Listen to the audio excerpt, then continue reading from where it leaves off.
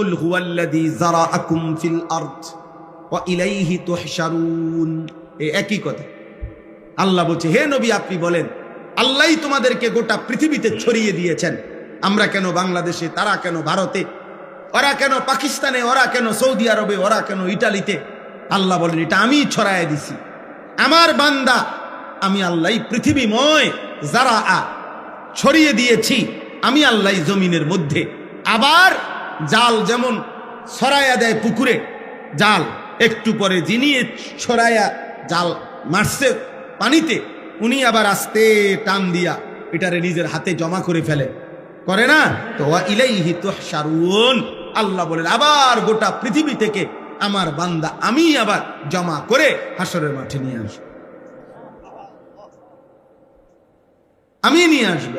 ওয়া ইলাইহি তুহশারুন, আমি আল্লাহর নিকটেই আবার হাসর হবে, জমা হবে। হাসর মানে জমা, একত্র করার। এই যে হাসরের মাঠ মানে হলো একত্র করার মাঠ।